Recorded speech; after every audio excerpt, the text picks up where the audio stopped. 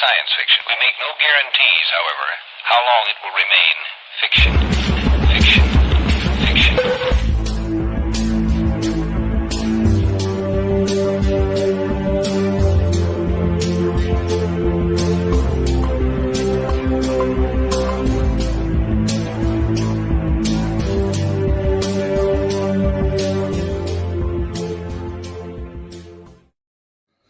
Meaning-making sequel salutations, all of you cognonauts out there, and welcome to Exofathom, the show that dares to explore the outside reaches of understanding. I am Nick, and I did not hit the overlay quick enough, so apologies for that. But we got Ayla here. How you doing? I'm doing okay. How are you? I'm doing better than okay, thank you. And we got Mike here. How you doing? Somewhere between okay and better than okay. That sounds very reasonable. All right. Well, happy Friday, everybody. We appreciate you. Groke. Is that gruel and okay? It's halfway between. Is that a Mortal Kombat character? Sounds like it. Should be. Or an Akana. Yeah. All right. Well, thanks so much, you guys, for tuning in. Happy Friday to everybody out there. We wanted to continue our conversation from Monday about the meaning of life. There were some philosophies that we just couldn't get to in 2 hours' time, so we are going to finish those subjects up. And we have a small list, so it shouldn't be a very long episode this time. But did you guys have anything that you wanted to say before we jump into it? Or are you guys good to just jump right into it? What's going on? How you feeling? Grokay is great and okay into one word. Sorry, I'm a little slow tonight. I think we all are. It's all right. We're going to take our time and we're going to be gentle to each other and ourselves, and we're going to make it through, okay? Yeah. All right. Awesome. Ayla, Okay. you got anything you got to say? That was beautiful. Okay. So necessary. All right. Well, Week. yeah, it's been a crazy week. The temperature's getting hot and everybody's getting, fed up. So we're going to try to do a little bit of intellectual escapism this evening and continue this 23 philosophies and their takes on the meaning of life. Now, the last one that we left off with was Stoicism. So we're just going to pick right back up if you guys are ready. Are you all ready? Yeah? Yeah. Good. I'm ready to dive in.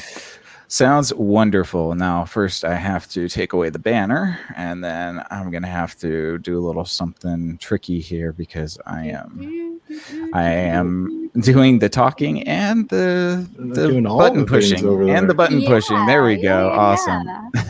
And we appreciate you for that. No worries. Nick. Of You're course. amazing. Of course. Did No, you happy. know, listeners, that Nick makes all the graphics for this show? So we're definitely thankful to him. Oh, it's a pleasure. I have fun talking with you guys. It's all good. And I think we all have fun too. So, yes, the last one we left off with was Stoicism. If you guys want to just a refresher here, this tagline is only through wisdom does one know freedom. We discussed that on the last episode. So if you missed the last episode, please go back and check that out. But you don't have to go back now. You can watch this one and then check out the one before, because there's really no order or rhyme or reason to the list. So let's just jump right into the next one here. And where am I? Boom, boom, boom. Stoicism. We're at modern humanism. Modern humanism is kind of like I would say it's akin to like a secularist morality sort of concept. It was circa the 1300s, and it points out that humans themselves are responsible for their fate and of the fates of the humans in this world. Thus promoting and helping others is the meaning of life. And the tagline here is, we are responsible for making life good for ourselves and others, and each other, pardon me. I don't think that it'd be very hard to argue against that sort of philosophy. I don't know if you guys have any critiques for that per se, but I wanted to jump just into the quote real quick, and then we can kind of talk about this. This comes from Kurt Vonnegut, and he says that being a humanist means trying to behave decently without expectation of rewards or punishment after you are dead.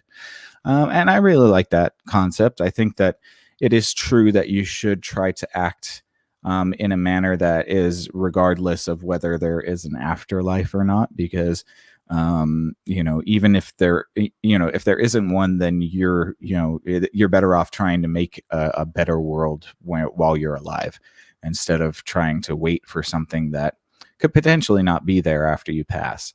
I don't know exactly how.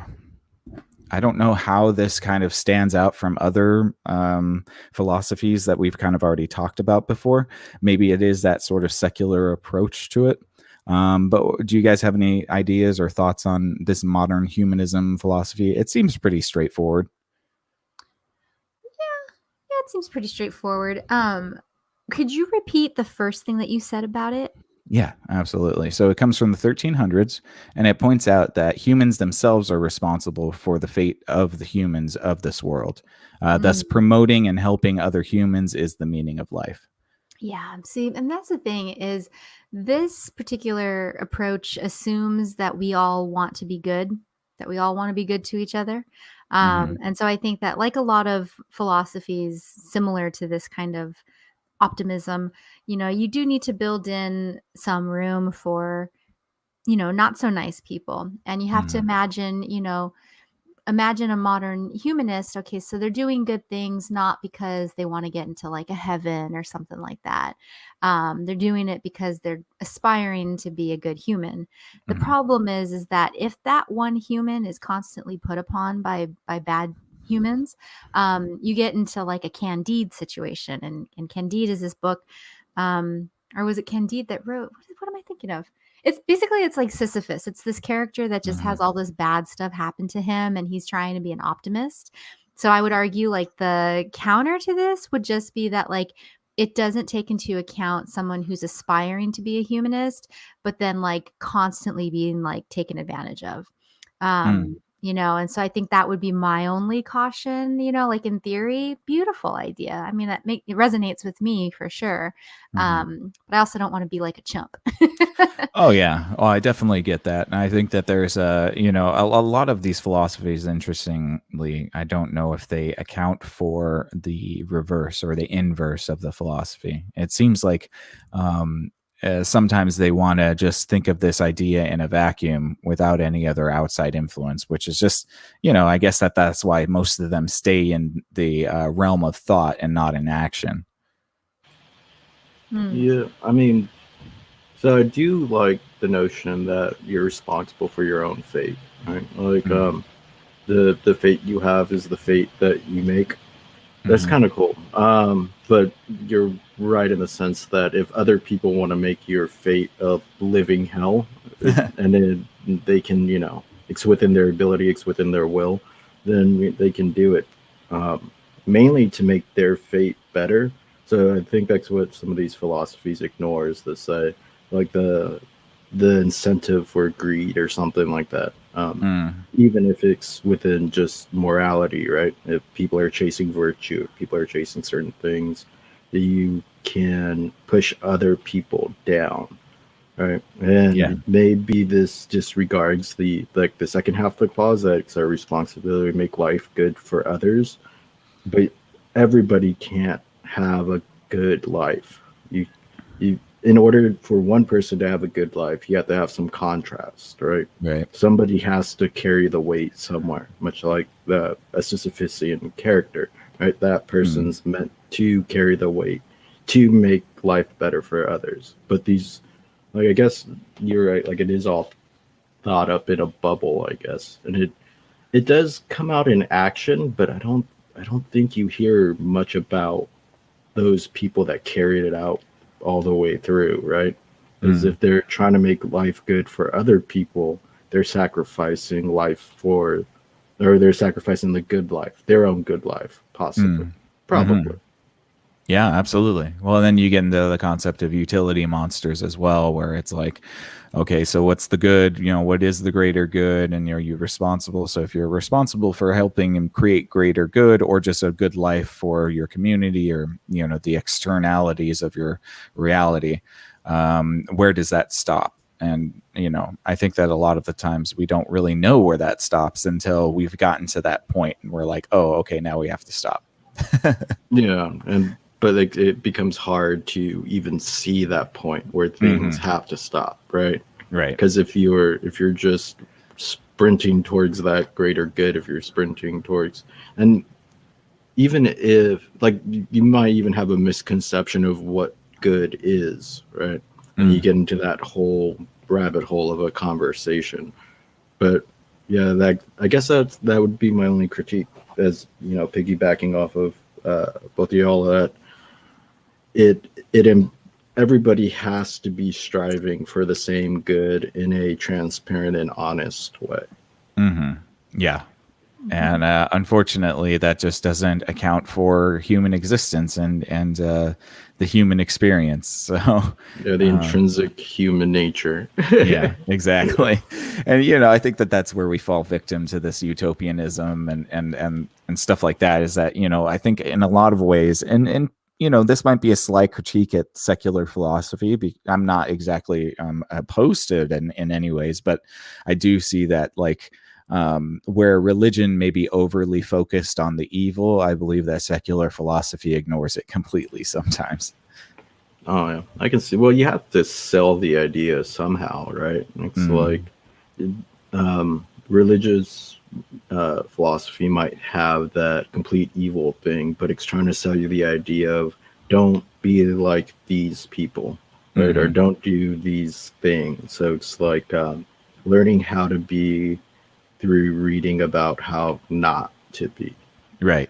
Yeah. Versus this is just be this way, be kind, be nice, and don't worry about what happens to you. Yeah. Seems strange. Yeah. It does. It does a little bit. Yeah. Ayla, do you have anything you'd like to add? No, I think that last sentence kind of put a nice bow on that. Right. Fair enough. Fair enough. Yeah. Okay. Are you guys good to move to the next one? Aye, aye. Yeah. All right, let's jump to the next one. This one we got. Why I said that? I was I on a boat? I don't know. I don't know either. Aye, Rod.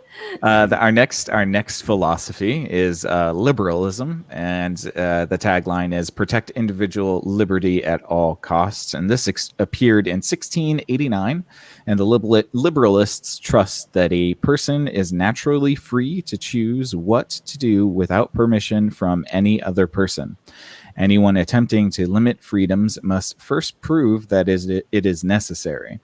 The meaning of life, then, is in protecting individual liberties against the political coercion that may or may not be justified. And this comes from English philosopher John Locke in his work, The Two Treatises of Government. And obviously, that's the foundational text for this concept of liberalism. And I have a quote here from Robert Frost concerning liberalism. And he says, a liberal is a man too broad-minded to take his own side in a quarrel, which I thought was very funny. But, I think this is one of the foundational philosophies of our country, of a lot of different countries. And even just aside from perhaps a governance standpoint, I really do kind of like the idea of liberalism. I think that perhaps it can be a little bit too overzealous sometimes. That's where I see more of the libertarian thing going into it. But liberalism at its core, I really don't have a whole lot of critiques for. I'm a fan of individual liberty as long as you're not harming others.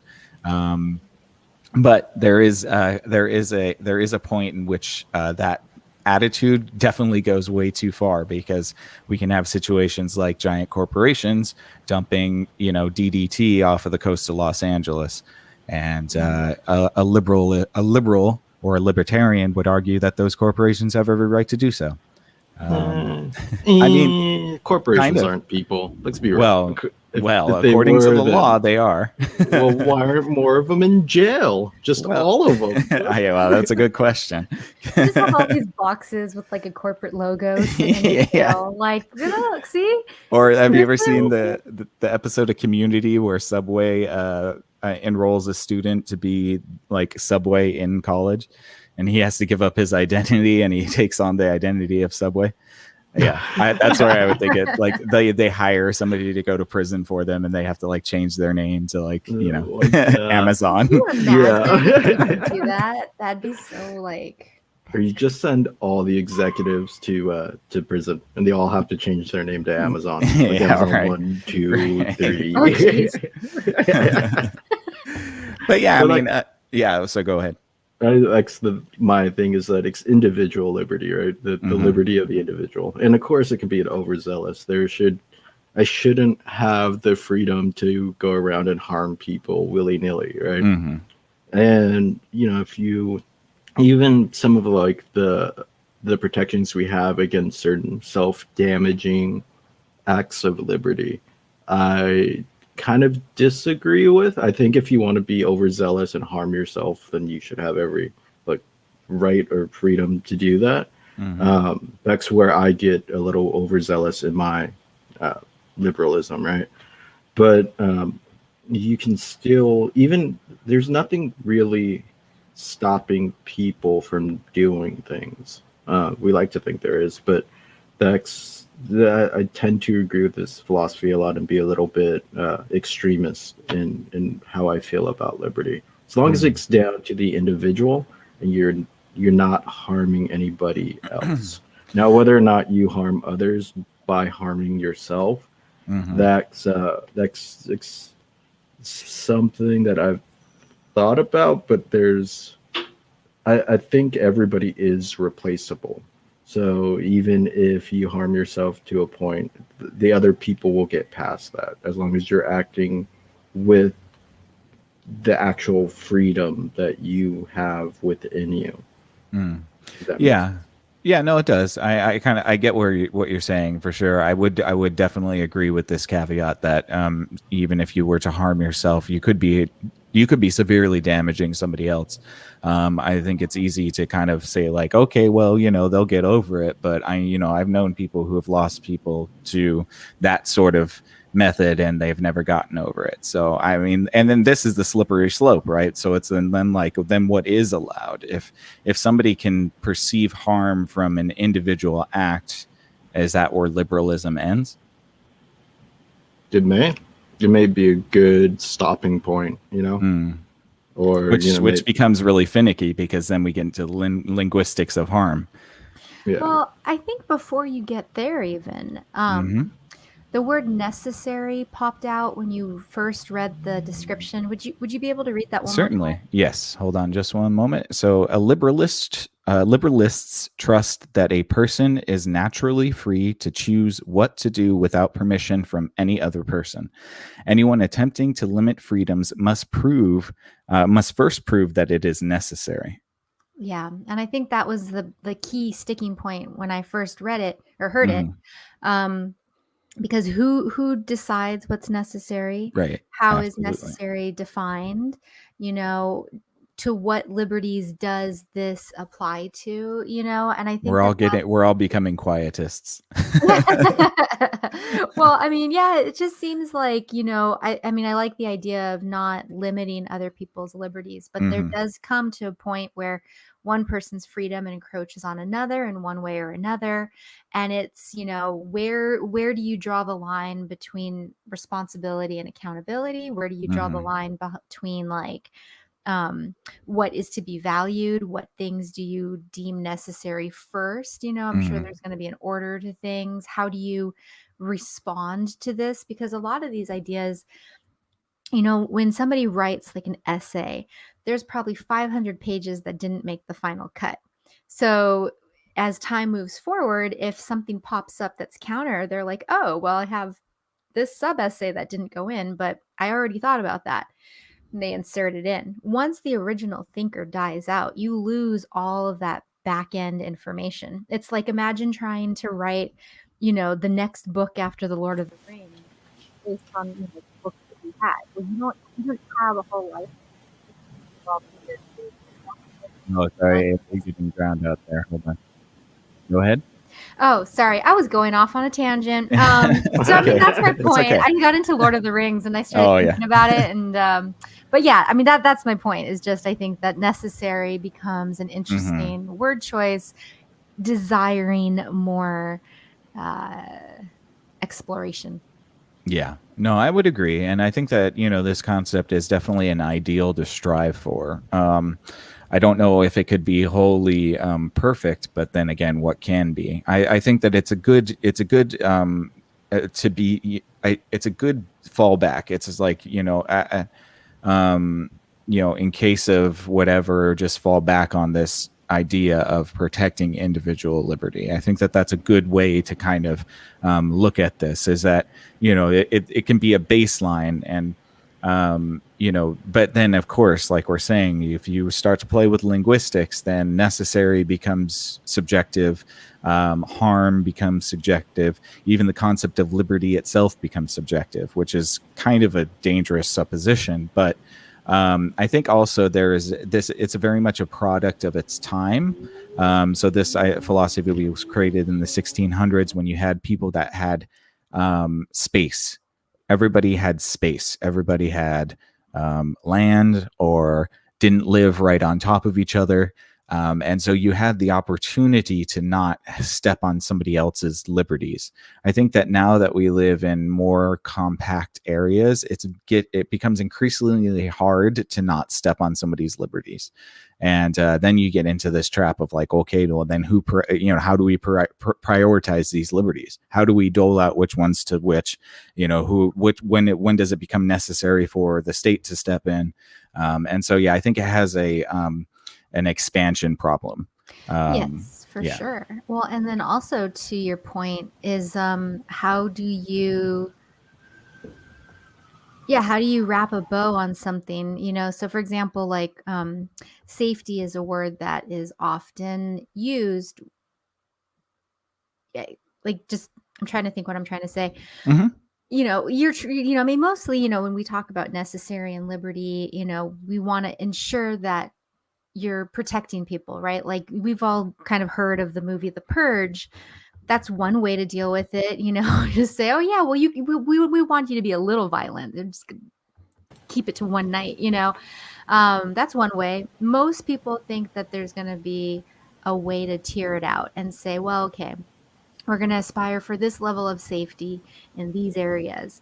The problem is it's like, when is it ever like safe enough? When is it ever good enough? And who decides? And, I think that adapts as time and information changes. But again, well, I don't know. I mean, just like as a guiding philosophy, it's interesting to think about, because like I said, I do like the idea of not encroaching on someone else's stuff, but Takes a lot of trust.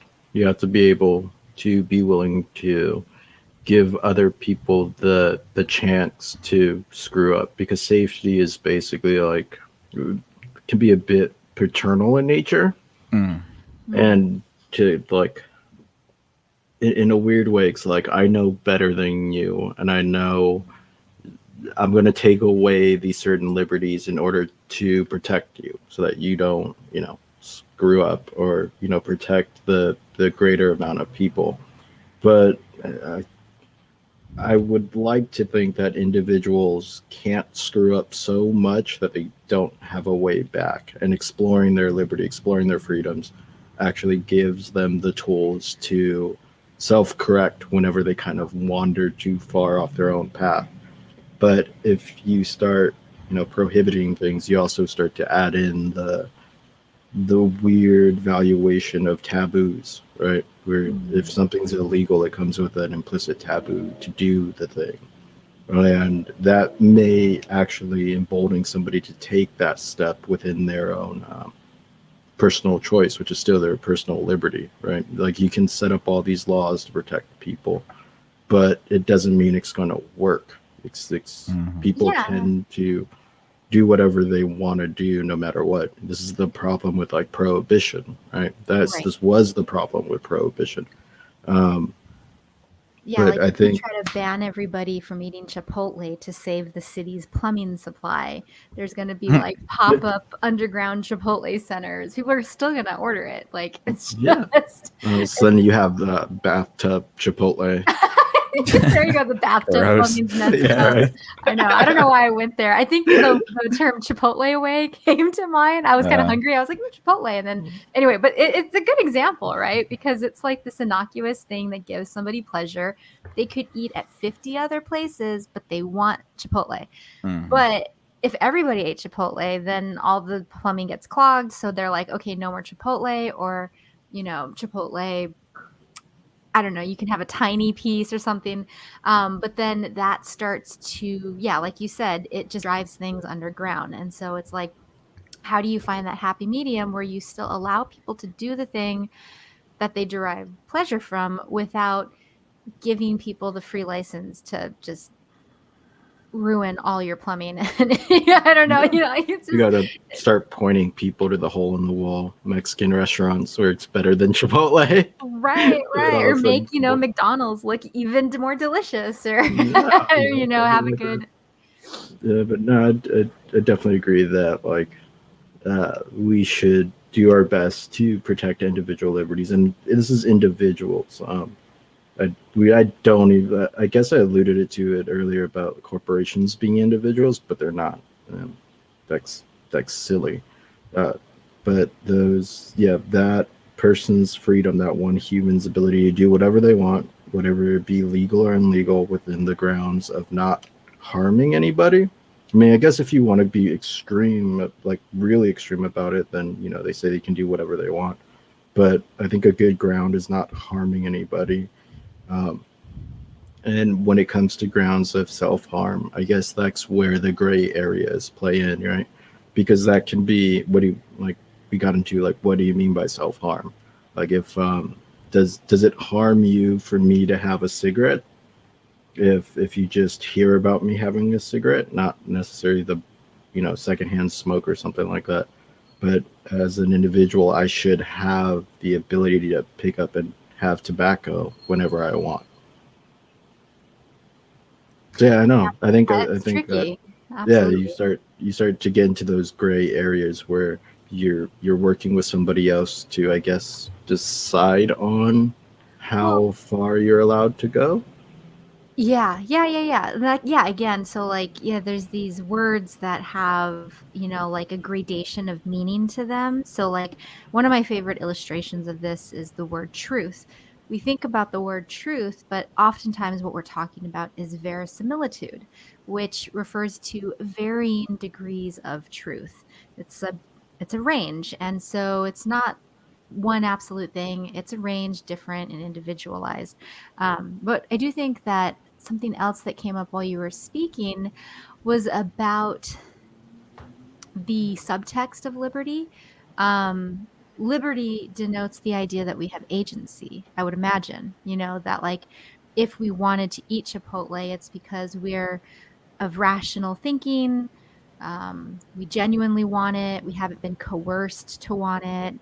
There's different things. And so I thought to myself, there's also a subtext of just trusting the individual and their ability to conceive of liberty, which I only think about because if you think about I don't know, maybe I don't know, like simple influencers. Like I'm trying to think of simple examples. Like on Amazon, if you Google stapler, the first stapler that pops up, maybe the first three, those are usually sponsored staplers. And then if you think of the first brand of stapler, well, you were influenced by commercials, or maybe, some brand advocate was like, oh, the stapler. So, I mean, that's a silly example because Right. it's you have the liberty to buy whatever stapler, but when Say there is a stapler lot- one more time, and I'm gonna call you Milton. Yeah, no, sorry, I'm rambling a little bit. I think Stapler. I think too. I see what you're trying to get at. Hold on. I need to take issue with this because this comes from somebody who compared me to Ross from Friends 10 years ago. And I just have to say, sir, you must be kinder in your comparisons of celebrities to me and space them out, because I believe I That was forgot 10 years. my So. Well, no, but you haven't. Wait, are you compared talking me to, about me? Laura No, Croft or me. something in the meantime? It's always no, just that. You said stapler 10 times. Okay. Who else can I compare you to? So rude. I'm trying to bring this back. Yeah, No. please. I see what you're getting at. Like, so the cigarette example, for example. I have a cigarette, then I have another one, and at this point, it's a choice of liberty, right? And I keep having them. Then I become biologically addicted to the nicotine. Am I still practicing my liberty to have a cigarette at that point, or has the biological influence of this addiction now pushed me to the point where I've lost my freedom of making the choice of having the cigarette or not? Mhm. Right? And in your case with the staplers, it's the the algorithm, the money spent to get certain brands of staplers at the top versus the staplers down at the bottom. Have you lost your ability to pick the best stapler for you, and now at the whim of advertisers and external forces? Is that right? Yeah, I mean that's essentially it. I had another point in there. Yeah, I read too much Shakespeare. They always have like three examples for things. I got lost in the minutia of examples, but I think that's exactly right. It's like just recognizing that free will can be clouded and where the responsibility of said clouding lies. So I guess what I was leading up to, there's the point, was I think we have like the Consumer Protection Bureau or something like that. And to just think of it in that, I think that's where I was going with it, was the idea of like, you know, to what point do you need mechanisms to protect against a unconscious thought, be it an addictive, component or algorithms, like you said. Well, I think I think the mechanism that we can use and we do use, especially in our country, is consensus and voting. So if enough people in the mass or the society decide that, you can no longer put, promoted items at the top of the list on Amazon because it's unfair to the rest of them, then, that could be something that's put into legislation. But also you have something like a rating system, right? So in Amazon too, when you're looking for your stapler, you're going to get the highest rated stuff first, most of the time. And now sometimes, like you said, that could have been algorithmically chosen. So it does get into this concept of free will. But I think that there is an element of consensus that helps safeguard, or at least keep to the closest approximation of liberalism while addressing the collective. Yeah, to stave off the influence from those external forces. I mean, it's a tool that can work. Whether it works well or not, I'm unsure, because it may be easier to influence a mass of people versus influencing an individual, right? Like it's the psychology trick of walking into an elevator and you're facing the other way from all the other people, and then one person turns around, and then pretty soon you have everybody else turning around feeling that peer pressure. So it may be harder to influence one individual versus the masses. Like that's why we have issues with lobbying, right? Like corporations lobbying for our consensus, I guess, of people. But I still think it's a good baseline philosophy, and one to live your life by, right? You can kind of let things slide off of you if you're like, that person just made a bad decision in their liberty and their freedoms. They had the freedom to do something. Maybe they shouldn't have took it, but they took it. Oh well. But I might also be blending this with a bit of stoicism, right? But yeah, it's easier to just, instead of like blaming the person or going off the rails on the person, you're just like, you had the choice and you made that bad decision.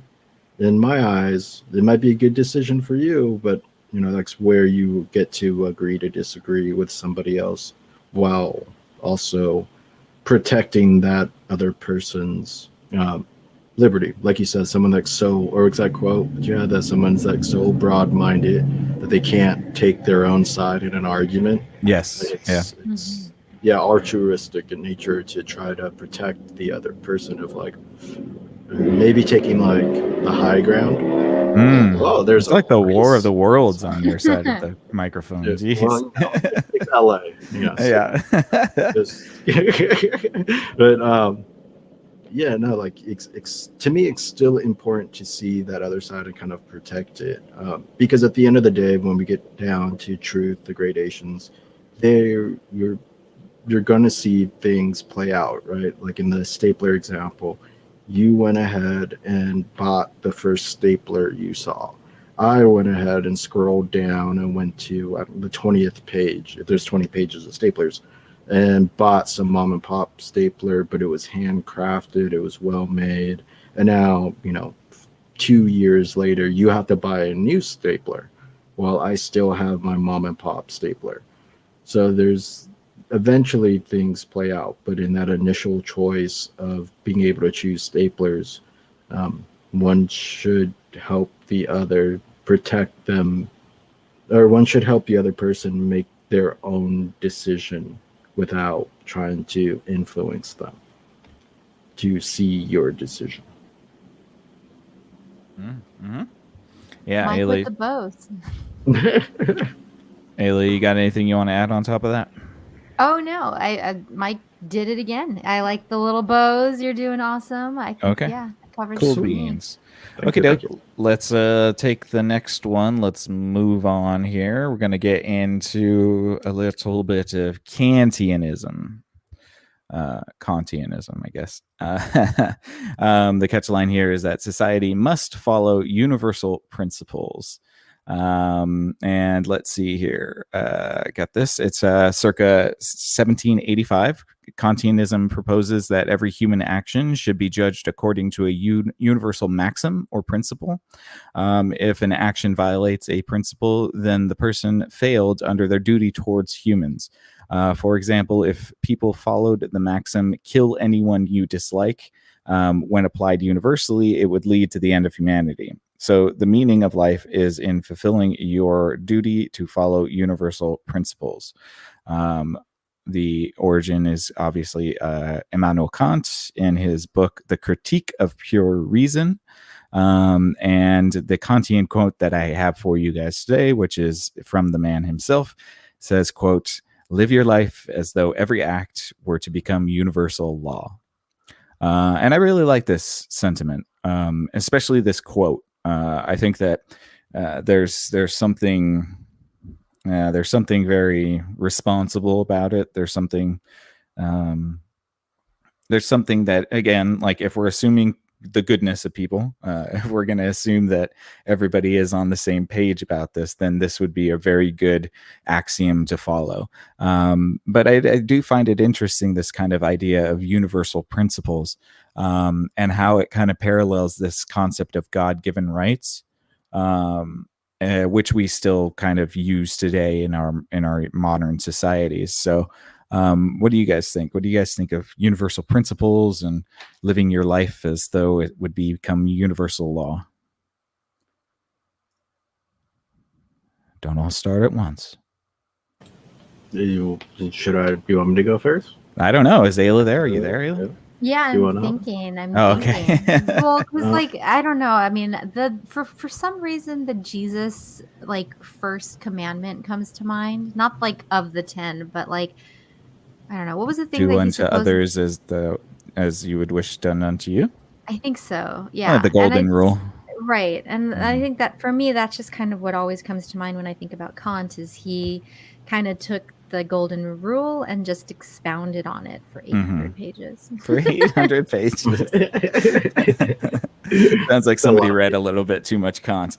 Oh my God. It's tough. Well, it's funny too, because people say like, maybe he's not that great. It's just that by the time you've read everything, you're so tired. You don't want to fight him on anything.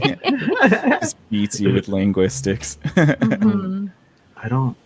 I kind of disagree with this. Like, only because it removes individual liberty, right? Because we all have to behave in a universal way.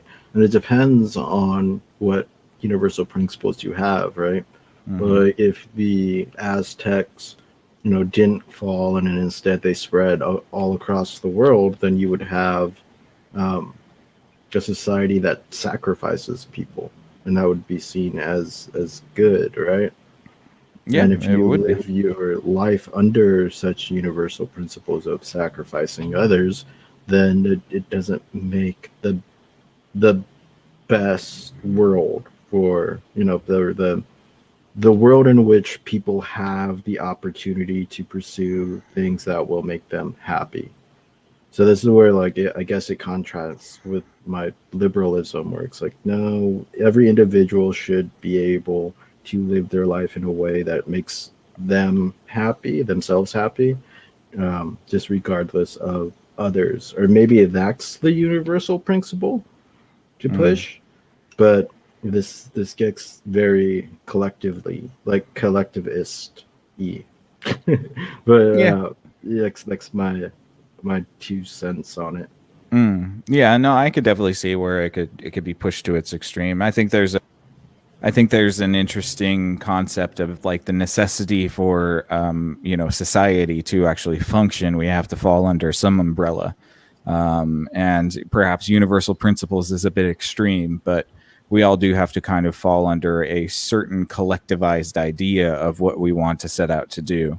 Now, of course, we can vary and deviate from the umbrella in our own individual ways, but we still have laws that regulate us. We still have ideas that are abhorrent to us as a society. And those things fluctuate and they change with time. So, yes, I mean, if we were in an Aztec civilization, sacrifice wouldn't even be thought of as an evil. It wouldn't be thought of as a bad at all. In which case, I don't know if that disproves Kantianism because you're still, functioning off of that universal principle. It's just not one that we would like to be under. Yeah, in this society that we think we would like to be under, right? Right. In this particular thing. Yeah. Ayla, go ahead. Oh, sorry, Mike. Were You got you something. still talking? Oh. No, go for it. Oh, well, I was just gonna say, I think he has like a second idea, and then to be clear too, because like this is first of all, we're just kind of shooting the shit, but Yeah. also too, there is a difference between like the meaning of life, the search of meaning for one's life versus one's moral compass and moral code versus the ethics that a society can put upon a group of people. And so I think that that's a distinction worth making. And then to what you guys were just talking about, the second ethical point for Kant, and again, ethics meaning applying to everybody, is that one must never treat people as a means to an end, but as an end in themselves. And I think that is an important second distinction because it kind of insulates against some of what Mike was saying. And, I mean, like for what it is, I get it, but it's also like, I think that maybe this is why his books have been so long, is because like every situation's different. So, it's like interesting because it's like, if Superman is standing in a crowd and there's a kid 300 feet below seawater, well, if Superman ascribes to this, he's going to do what everybody should do, but everybody can't do what he could do. So I think that there's a certain level of like aptitude maybe that he might have addressed this because he talks a lot about values too, but just for whatever that's worth, I think that like situations are different. And so it is hard to have that universal application in practice. Yeah. Like, I guess for the meaning of life as well, just reflecting on my actions and my choices, they could be a bit aesthetic at times. And I don't think that's the best life for everyone. It might be the best life for me or for my, for myself, I might get the most out of it. But I don't think it would be good to be applied to everyone else. I definitely walk like I wander forests and like have a path that's not really beaten. So I don't think the meaning of everybody's life should not be the meaning of my life. Yeah, no, I definitely get that, but I think he also is trying to make a point that you should live your life as if those actions were going to become universal principles, and that will drive you to do something that is cohesive with society and but with your fellow man. but Ooh. sometimes you have to like disagree with your society, right? Certainly, but you would do it in a way that was adherent to something that would bring benefit, I would assume. Well, yeah, and I think maybe he's talking about how individual actions could build the collective. So, like, one good example, I think, anyway, it's the idea of a piece of cake, right? So, let's say you want a slice of cake and I want a slice of cake. If I were to cut it into, cut out two pieces, one of the ways that you can protect and insulate equality is to let the person who didn't cut the cake Choose. choose which slice they want. Yeah. Right. And so I think like that kind of gets at this idea where it's like you want to behave in a way where you can't really control the outcome except to say that you would aspire to create the situations that make the outcome equal so that you're always doing what's best for everyone. Hmm. And again, it's that moral drive, that moral imperative that I think he's trying to hone in on. How should I act in a situation? How should I act when X happens or Y happens? So yeah, Yeah. I mean, Yeah. like anything, it's not going to work every time, but it is kind of a good little like litmus test if you're in a stuck place. Right. And with that prior knowledge, the person cutting the cake would make sure that they're cutting it equally. Yeah, what would Um, Jesus do? Exactly. You cut the cake in equal portions. Yeah, put some little magic sprinkle on it. You're good. Probably not even be in the room with the cake. Yeah, probably not want cake. You are the cake. Yeah. Okay. Do you guys good with that one? All good. You want to move on? Do you want to say anything else, Ayla? Come on, Mike. You've got a bow here. You want me to have You're putting a lot of bone? pressure on him. Jeez. Yeah, commentators curse and everything. I know.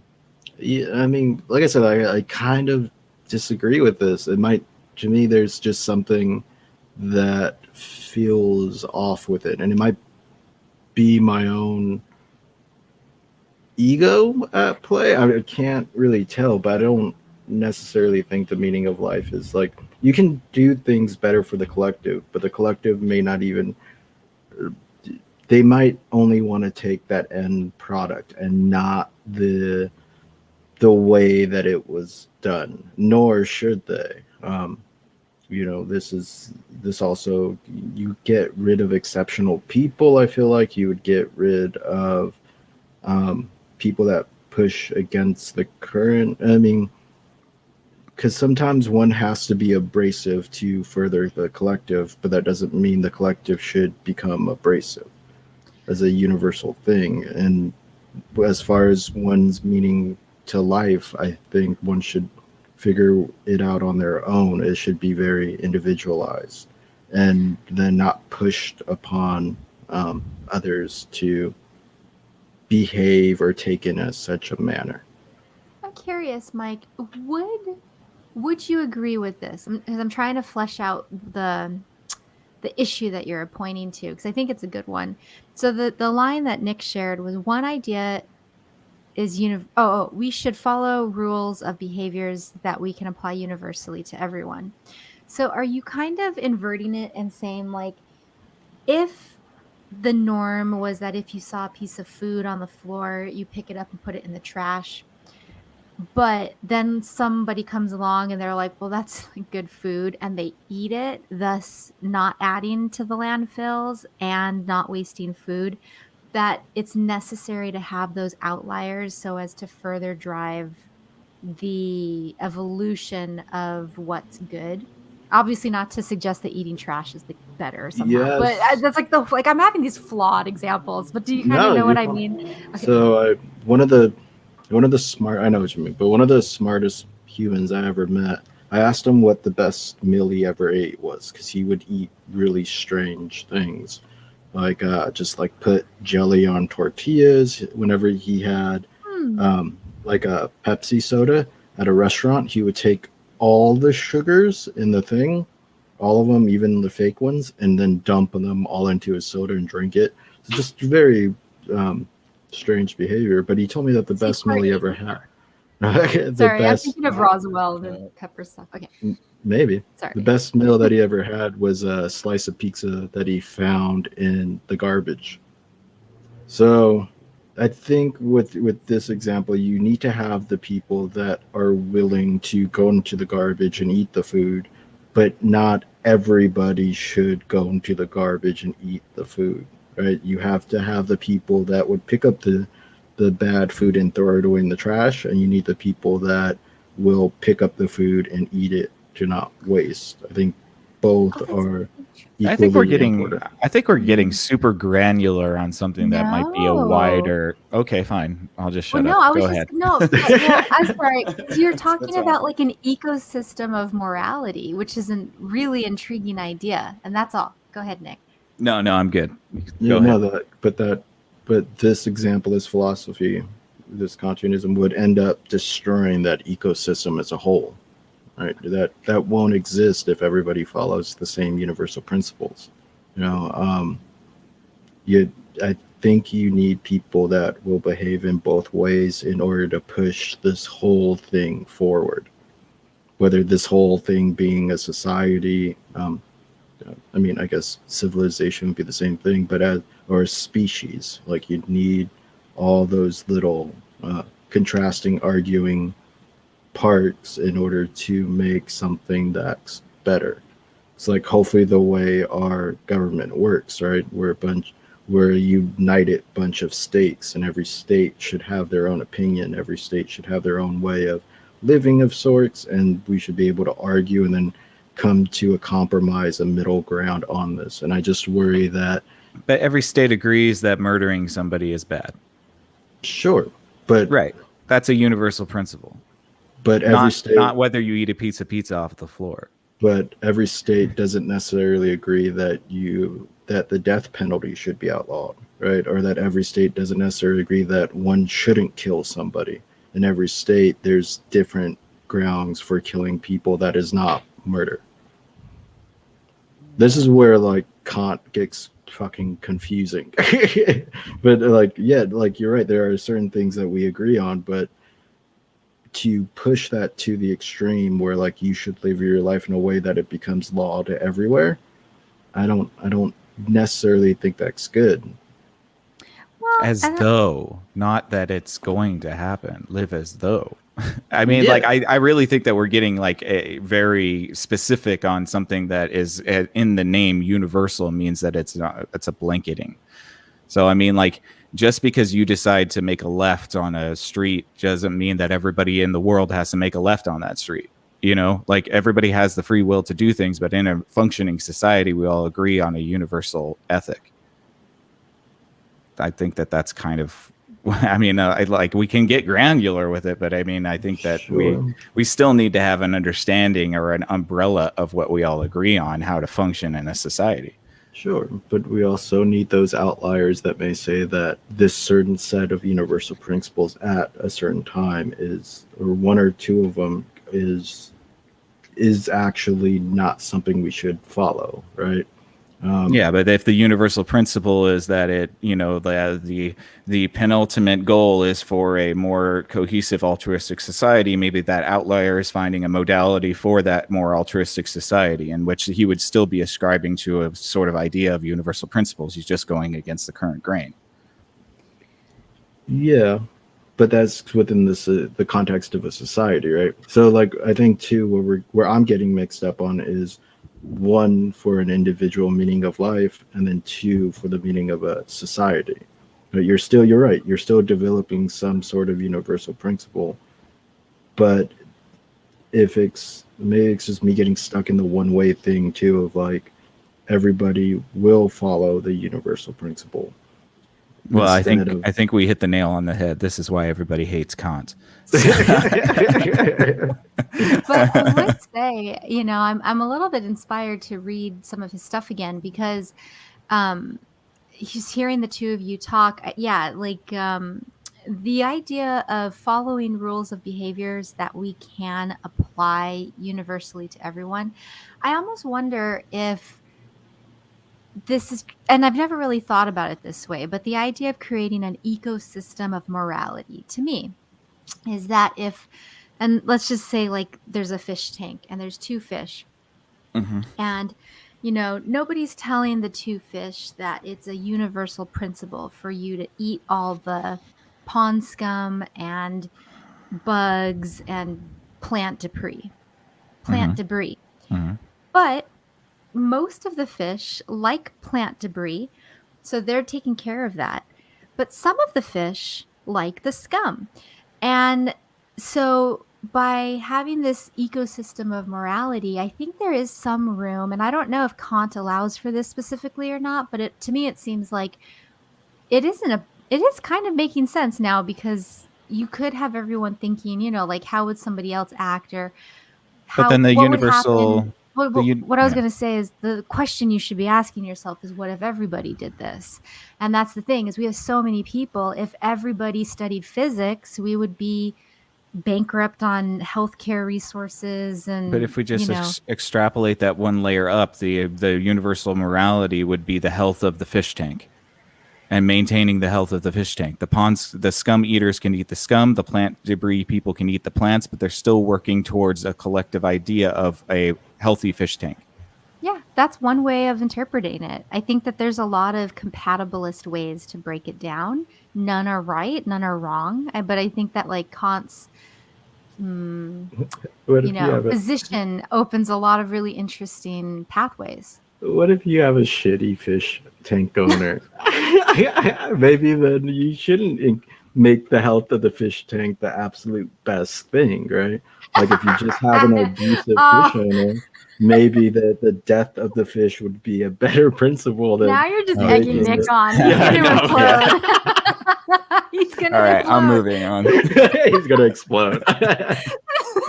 All right. Okay. Well, no, we got a good laugh out of that. I think we can move on to the next one, because I'm not going to take a 800-page about the golden rule. I'm not going to have that discussion. As applied to fish. Let's do the next 4 hours. Yeah, talking about.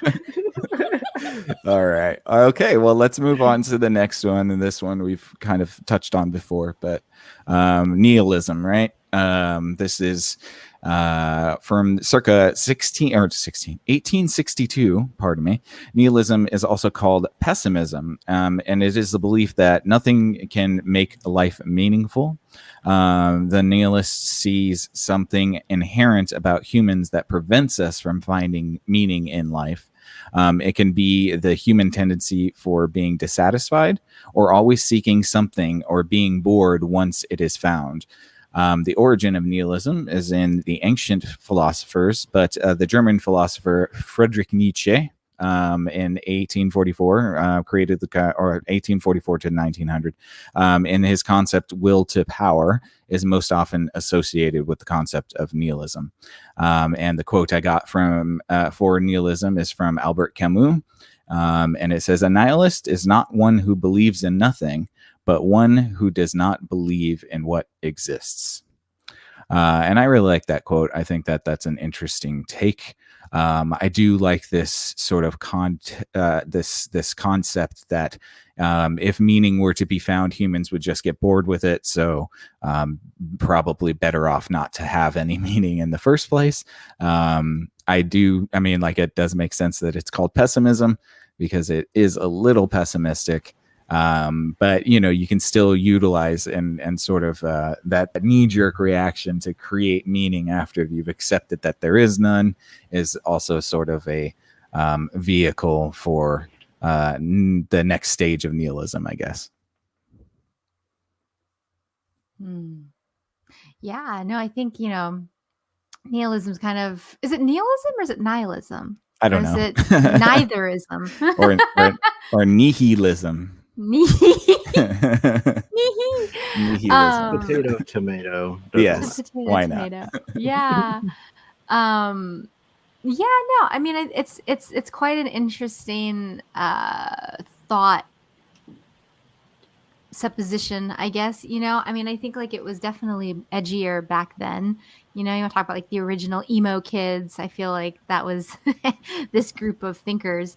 But it's also one of those things too where that is a break from what had been assumed up until that point. And I think that's so meaningful in terms of like up until that point, God was pretty much integrated into everything. And that gave meaning to life. It was through the eternal life that you have, or your soul, those kinds of things. So when everything's built on that, and then you say, well, what if that's not it? What if like there is no meaning? What if it's all chaos and there's nothing? And I think that gives you a good reason to pause and just reconsider everything in terms of like contextualizing that to the meaning of life. It is a good theory to kind of like push against and ponder. Yeah, I think it provides a sort of reflexive qualia to it as well, where it's like, if you challenge your mind with this concept that there is no meaning, I think there's a reflexive sort of action within the self to try to grasp to meaning. Now, I don't necessarily know if you'll end up at meaning if you do that, but you'll definitely struggle with it. And maybe that's the whole point, right? Is that, the only thing we can do is struggle with meaning. But I really do like this quote that, Camus says is, a nihilist does not believe, or is not one who believes in nothing, but one who does not believe in what exists. Yeah. I mean, so can I split hairs a little bit? Sure. Can I get annoying? So you have Schopenhauer, who is the teacher of Nietzsche. He's the guy that kind of makes pessimism a thing. And he has this book called The World as Representation and Will. I believe this is where the idea starts, but all humans are basically come down to two wills: the will towards power, the will towards nothingness. If you don't try to empower yourself, then you empower yourself towards nothing, pretty much. You will yourself towards becoming nothing and finding no meaning in what you do and stuff like that. That's where sort of the nihilist tendencies start to creep in, especially for Nietzsche, where we get to the death of God, and then how is it that one can construct their own meaning if there is no meaning in life? Like it's one of those. I feel like nihilism becomes one of those great baseline things where you can always return yourself to nothing. Now, what does the will of nothingness look like as far as meaning? For me, there's nothing wrong with this lifestyle, but it's the 9-to-5ers who then come home and then spend the rest of their time not really creating anything or not really doing stuff, but just watching TV and eating this, what Nietzsche ends up calling the life towards mediocrity. Versus like, say, somebody who comes home and works on a craft or something like that. At least you're trying to will yourself towards some sense of meaning and power. And with the Camus quote, yeah, I mean, if someone tells you this is the best way of doing something, do you really believe that is indeed the best way of doing something, right? Like that calls into the question the whole process of what you're looking at. And nihilism is something that I've used extensively in my life to return to, whether it's like building up a framework of philosophy to work through. And then once I found that doesn't work particularly for me, you could kind of take a sledgehammer to it and destroy it all. Right? This is, again, I guess, leaning more towards a positive outlook on nihilism, because it can become an excuse for you to simply not get out of bed in the morning. If nothing matters and life has no meaning, why should I just stay here? It's like, well, yeah, but then you're implicitly building your meaning as one who likes to sleep in beds or something, right? Like you're willing yourself towards being bedridden. There's nothing wrong with that, but you're still constructing some semblance of a meaning towards your life. So is a true nihilist somebody who just ends it? Just kills himself? Yeah. I mean, it's somebody who looks at the fact that life has no inherent meaning and then still continues on, because it's it's the base where you begin your reflex. There's no, I mean, a nihilist can, I mean, I guess a nihilist can kill themselves. That's one option, but I don't necessarily think that makes it a true nihilist. I don't think there's a true anything, but it's one of the options. But the core fact, the thing that you work off of is that life has no meaning. What you do after that is up to you. Including ascribing meaning. I mean, like, this is where I kind of get into like this circular logic thing. Not because ascribing, constructing. Constructing versus ascribing. Well, I think he was responding to the suicide thing. So it's not that nihilism would just lead to that. It would be the information, and then the individual could do that. But no, I understand that it's a sort of stepping off point, but what are you stepping off to? Are you I mean, because it would seem to me that every action past the acceptance of life meaning nothing would ascribe or create meaning. So I did find, but you're buying into the, like, you're making meaning a thing in itself. You're willing some sort of meaning, even though meaning doesn't actually exist. So like I can do something, I can make a thing, and I can say this thing has meaning. But if every human on this earth dies, what is that thing?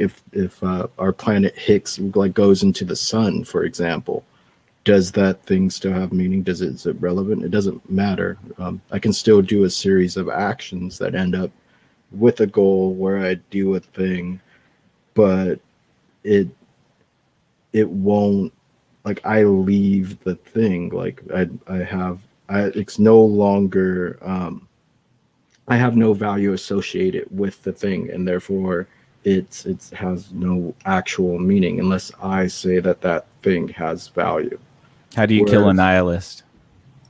With hugs. Tell them how much you mean to them.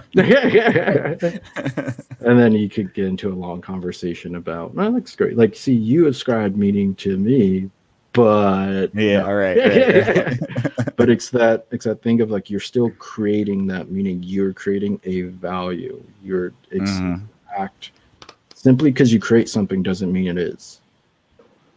Well, I can understand the concept of not being precious about your creations and being ready to take a sledgehammer to them at the moment's notice when it's utile. But I mean, like, I don't know. That's where I came up with this question of true nihilism, because it would seem to me that once you start to create meaning, you're no longer a nihilist. No, I mean, that's like the existentialist point of view, right? Creating values and stuff like that. But you can still return back to that no meaning. You can still return. It's like the no mind thing, I feel like once you start creating meaning, you can destroy meaning and leave it and go back to this point of nihility. And then go on to create more meaning. Like a different set of meaning. Yeah, it becomes like it's just a base to work from. Yeah, fair enough. It's like the dough of life, I guess, and the breads that you make can have certain meanings. But I mean, I still think at the end of the day, it's like an egoistic thing to place meaning on something or someone. Yeah, I mean, I would think that it's within our human nature. I could understand this idea of subjective meaning and having no sort of overarching meaning to things. It does seem like we live in a random universe sometimes that is devoid of any sort of meaning, but subjective meaning still exists. And, that's where I kind of have a little bit of a hard time with this absolutism. Yeah, I mean, it doesn't work for everybody. Yeah, I mean, sure. If you need meaning for stuff, you need meaning for stuff. But like I said, like, meanings of life, highly individualized. Ayla, you got anything? yeah. So one of the writers around this similar time that comes to mind is Kierkegaard, and he wrote one of my favorite books, which is The Sickness Unto Death. And he was a Christian philosopher, so all of his philosophies and writings, They ascribe to a Christian philosophy, assuming a God and a heaven. But he understands that we don't have any confirmation of that. It's all faith until you die. And when you die, you know. And so when he says the sickness unto death, he's really talking about the lack of knowing until you die. That's the sickness. The sickness has also been described as suffering. And to Mike's point about Schopenhauer, he was a quietism advocate, and he had this like resignation, like resigning oneself from life. That's kind of like his thing. But he also, one of the things I was reading was that he considers suffering as inextricably bound with human existence, whereas Nietzsche views suffering as a sign of weakness that is ultimately eliminable from human existence. And I think it's like, so those are two departures where there's life has no meaning and you suffer, and that is. Nietzsche was the first one to say and tie it to God and say, no, God's just dead. You got to get over it. And like you give yourself meaning, or you overcome that. And then like Mike said too, like that does start to burgeon this existentialism history. And a lot of the existentialists got made fun of because there was no real overarching principle, because it's a individualist philosophy. It's the individual ascribing meaning and navigating the suffering until death. And that's why like Sartre's Existentialism as a Humanism is a really great read, because it's super short and it's just all about that, about how like you can have all these theories that root from the same commonality that we have, call it nihilism, call it suffering, lack of faith, despair, and that all breeds the opportunity to potentially consider an existentialist route, which is an individual one. And even Nietzsche, he says, like, no matter what you do, himself included, it's a mask, because there's a part of you that always knows it might not be so. It might not be the right path, but you do it anyway. And so I think if that puts a bow on it, I mean, I love all this kind of 19th century kind of stuff. My Is it only 19th question century? is, are you down with the sickness? Are you down with the sickness? Yeah, I know. Well, I'm trying to think. There's because again with this group of books, there's one. It might be a Camus book where it's just like a man on a chair and he's like head back, like tongue. I was like, oh, he's just suffering. I forget which. Suffering's not that bad of a thing. I mean, it's interesting, because then it's like interesting to think about like the Buddhist concept of dukkha and suffering, and just the ways the two societies reconcile that, and the way we're still talking about it today. I mean, it's just interesting. Like it's still such a poignant topic, Yeah. All right. Very good. Y'all ready for the next one? Yeah. Okay, hold on. Sorry. We're going to move on to pragmatism. Let's see here. Pragmatism, circa the 1870s, and unlike many other schools of philosophy, the pragmatists have no official creed. In general, their view suggests that rather than truth about life, we should seek a useful understanding of life. The American philosopher and psychologist William James was one of the pragmatists' main figures, argued that truth could not be made, but sorry about that. Truth could be made, but not sought. Is life worth living? James answered, maybe. The answer depends on what you do with your life. And the meaning of life is then doing the thing that most contributes to the most human good over the longest course, that is bringing maximum value to humanity. There is hardly a main source for this pragmatist doctrine, but William James is one of the most prolific authors in his book on habit, will, and truth, and the meaning of life. And then I have the quote for the pragmatists here by Robert Greene Ingersoll. It says, I quote, "The hands that help are better, or are far better than the lips that pray. Sorry, let me read that one more time. The hands that help are far better than the lips that pray. I like that quote too. I think that that's a pretty good sort of encapsulation of this concept of pragmatism. What is it? It's this idea of utility and having an understanding of life is enough, not necessarily having to know a meaning. And then if you're going to go any further than that, then you should try to maximize your value to humanity. Of course, that gets into a linguistic pit trap, because who gets to call what the maximum value is? That is a little bit of a sort of a downslope, but I do kind of like this idea that, or especially this quote that says, the hands that help are far better than the lips that pray, because I think there was probably a crisis back then in this idea of oversaturated religion in society that, a lot of people probably saw this hands-off attitude with suffering and, this concept that religion would save you and be your salvation from the mortal suffering was probably something that needed to be rebuked against. And this pragmatist sort of philosophy seems to be, just a good sort of antidote to that, stating that it's better to do things to help others than to just sort of leave it in God's hands. Yeah, I mean, it seems like a pragmatist thing to say. Right, yeah, because the more you make bread, the less people that are starving, right? Versus praying for food or something like that. Yeah, it seems like one that helps the group and picking. Although it might be like a bit of an altruistic meaning, though, right? Like if you take it a step further, yeah, if you put everybody else before yourself, then again you can fall into the altruist trap of being taken advantage of, right? Yeah.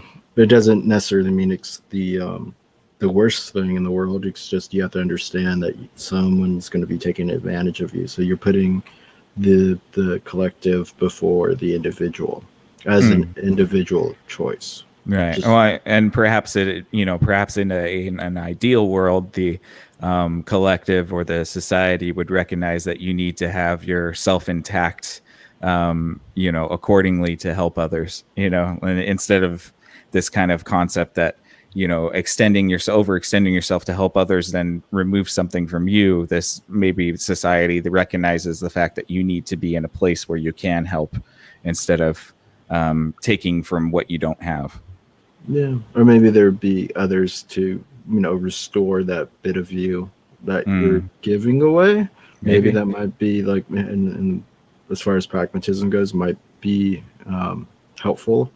But I do like the idea of doing your best to maximize this value of humanity, or just doing the most that you can to help the group along further.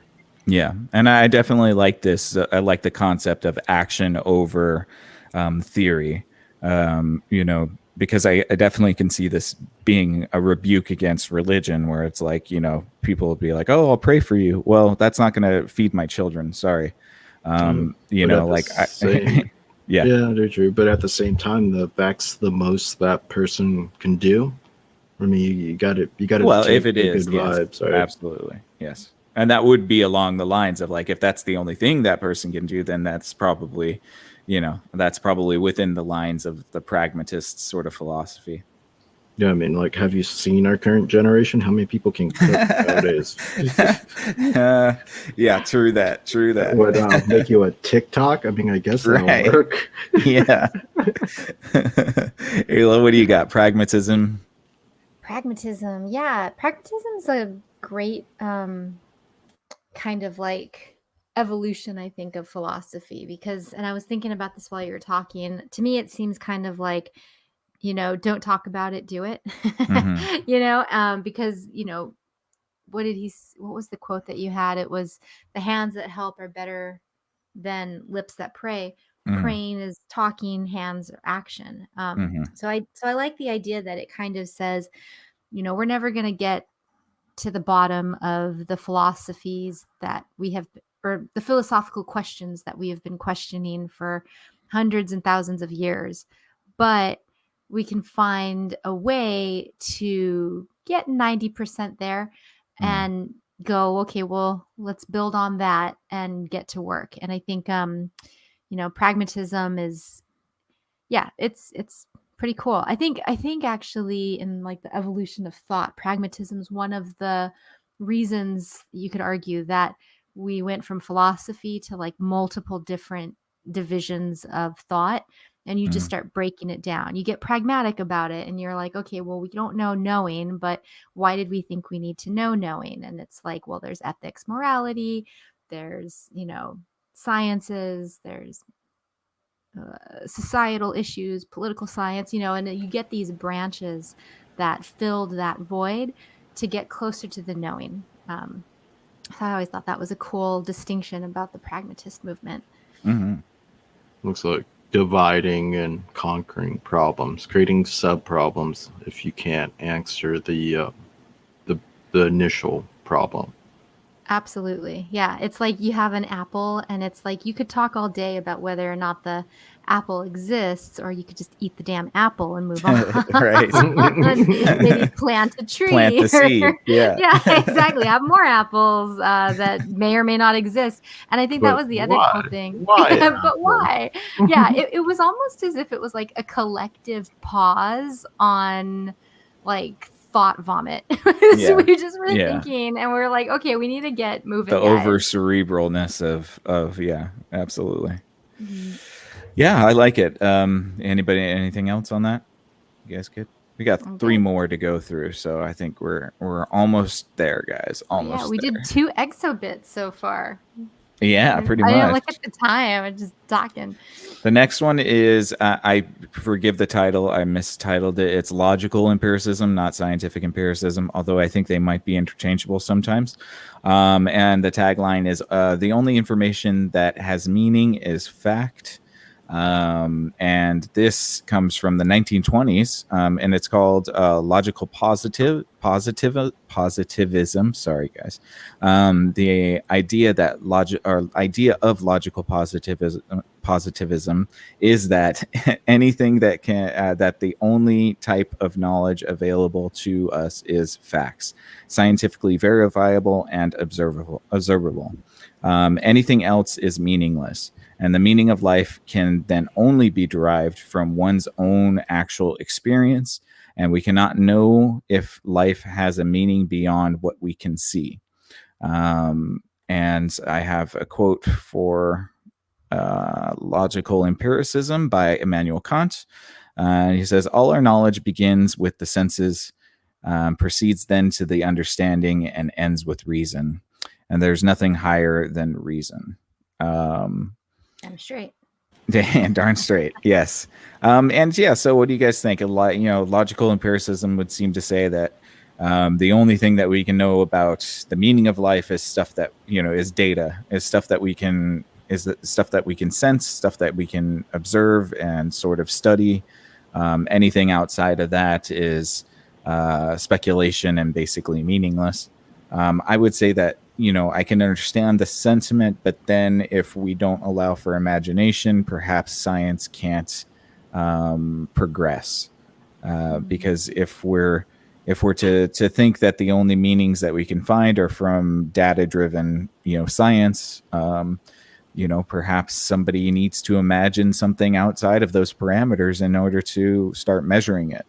And so that's where I guess my critique would lie, is that it doesn't seem to allow the playing with outside ideas. Yeah, it's a little boring. It's a little boring, yeah. Yeah, just a little dry. Dry, yes. You end up with a bunch of reductionists. They're like, if I can't observe it, then it's not real, it's meaningless. And it's like, well, maybe we haven't developed the ability to observe it yet. Yes. And they go, no, that's hogwash. Doesn't exist. Yeah, it's meaningless. Get out of here. Yeah. Black holes aren't a thing. That's theoretical hogwash. Yeah, you end up with some boring folk that are not imaginative or creative. And right. that Like, the Albert Einstein thing, if he even said it, I don't know. But the whole thing about imagination, that becomes I feel like a bit more important than rote memory. Maybe, maybe not as important as, well, maybe on the same level as reason, right? I don't think you need to have one thing that is the top of the hierarchy when it comes to the meaning of your life. You can have multiple things, or you may not even have a hierarchy, but imagination and reason, when working together, is pretty strong. Yeah. And two, you also remove intuition, right? Like, Yes. like if you can't trust your gut on some things, if you need data to take a step forward, you end up stuck in a place that you may not want to be. Yeah. Absolutely. Ayla, what do you got? Well, I definitely don't think this is boring. This is actually one of my favorite transitions, to be honest with you. So, I was talking about the pragmatist movement and how that's going to shift, away from classic philosophy and into these branches of thought. And I think that part of doing that laid the groundwork for the logical positivism movement. And what I always liken it to is Sherlock Holmes and uh, the tension between what's observed and our powers of deductive reasoning.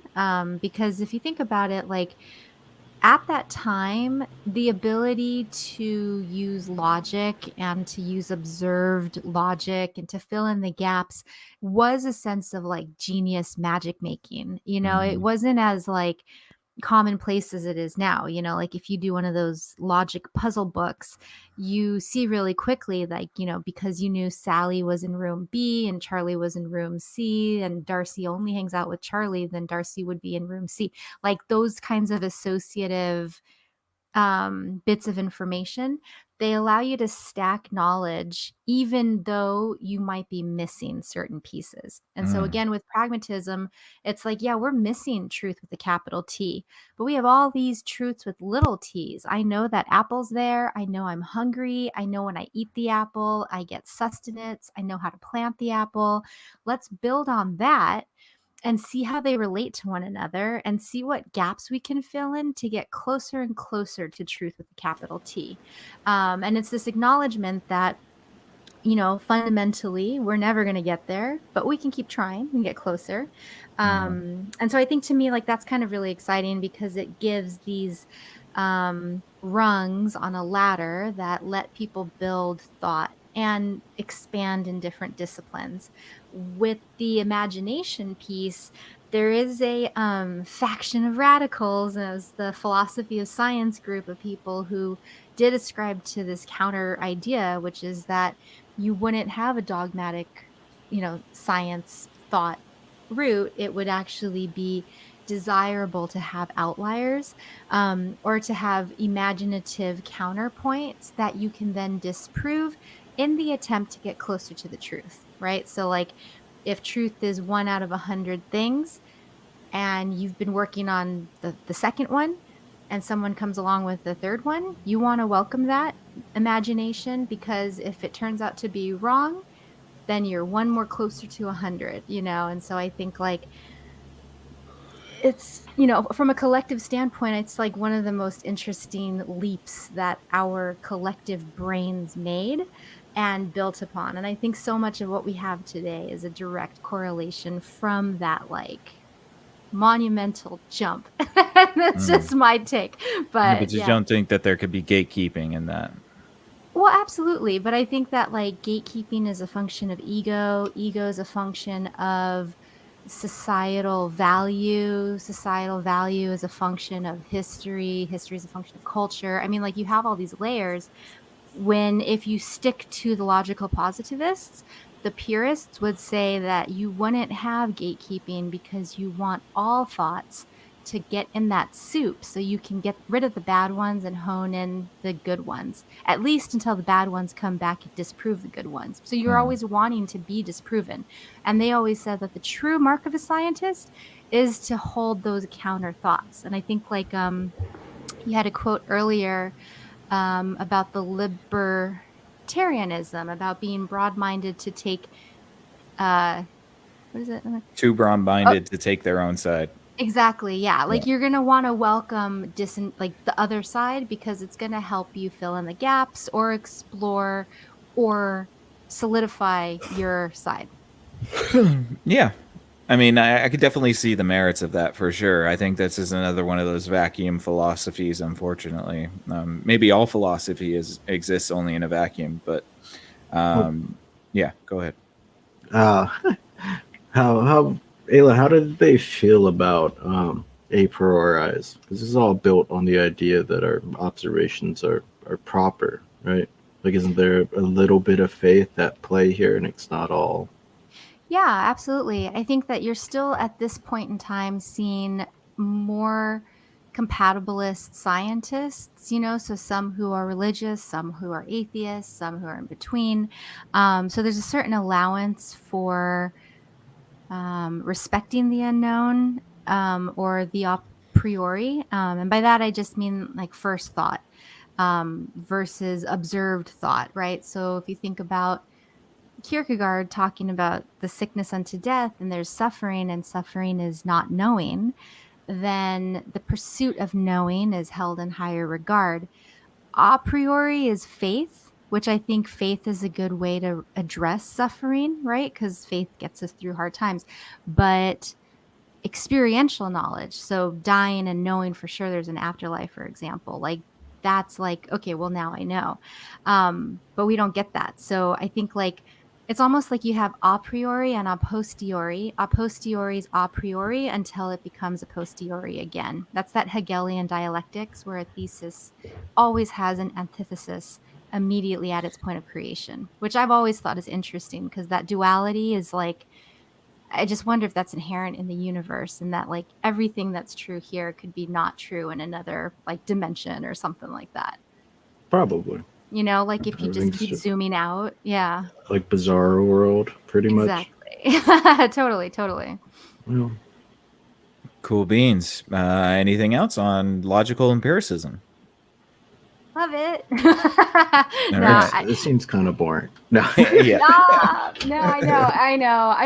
I definitely wish I took more logic classes because like I was watching one of the Sherlock Holmes's episodes and there was one bit where they had a deduction and I was like, I don't follow. And then like I was doing like some back end reading on it and I was like, oh, that's like this and this. And my little brain, like, and that's the thing is when you study logic, you can feel your brain working.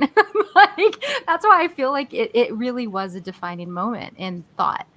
So is everything knowable? That's a really good question. To these logical empiricists. I mean, so I always wonder what they would say about like the butterflies that can see ultraviolet, right? Because like our five senses can't observe it. And then you introduce technology and you can observe it, So it's like we didn't really believe in, I don't know, like black holes. Yeah, exactly. Black holes. And then, lo and behold, there they are. So I think again, like it's all compatible with the theory because they're like, no black holes. And then it's like, oh shit, black holes. All right, rewrite the books, everybody, get back to work, starting But from they were the zero. ones saying no black holes until somebody proved it to them. Some of them were and some of them weren't, because that's the other thing is they're still human. So I think like you can't take the human, well, you can and you can't take the human out of the theory. And I think that's a debatable thing too. But going back to the pragmatist, it's like you could debate it or you could just assume one thing and keep moving and hope that that was the right direction and redirect until it's like not good. So then it might be best to try to stay malleable when you're deriving your own meaning in life. Oh, absolutely. Versus like taking a rigid approach to any of these philosophies. Absolutely. I think Sherlock needs a Watson. That's true. Watson often pointed out things Sherlock couldn't comprehend because he was so stuck in his logic. Yes. So And you know. that is a really Yeah. interesting point because like Data from Star Trek is another kind of like logical character, and his existence on the show is almost like a foil to our humanity. Mhm. And so like kind of to what Mike was talking about a priori and like the butterfly discussion, I have no doubt that the further we get into exploring things, we're going to witness things that we don't have technology to witness, and we may never have technology to witness. And I don't know if technology is the right word, but like, our brains have there's a limit to them, and so I Well, even think, consciousness, right? We don't have any measurement of consciousness, but it's still accepted as existing. exactly, yeah. And I think, in a lot of ways that can be like super scary because we don't know and we can't, like, we'll never know, but it's also really exciting too because there's a beauty in that. Because there's things we know that like dogs don't know, and then on and so forth. So it's like, Can you imagine though if you can measure your own consciousness? Do you know how dirty my consciousness is? Do you know how like I would just want to see the metrics of what would come up? What if you have like an overweight consciousness? You have to like put your consciousness on a diet, and then it like loses weight. and then it can like hone in on like some athletic thinking or something. Yeah. No, I know. Like, I'm like, did I watch like way too much TV to be able to like hold space for like logical theorems? Like, like, is there only so much space in your brain? Can I get rid of all these music lyrics that I know and Yeah, trade them yeah. for something Yeah. else? When you Seriously. mentioned your brain, I was like, put it in a ball wash. Like, those golf ball washes. Just spin it. Oh man, talk about brainwashing, consciousness Mhm. washing. Ding There it ding. There it is. All right, all you logisticians out there, let's move on. We're going to get on to existentialism. We're almost done. Almost done. Second to last one. Existentialism. Tagline here is existence is terrifying, make the best of it.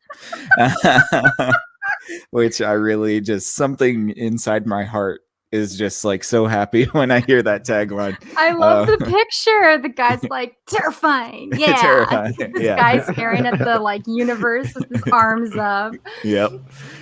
This is the circa 1940s, and the existentialists think that we all begin life with existential angst, a feeling of anxiety about the apparent meaninglessness of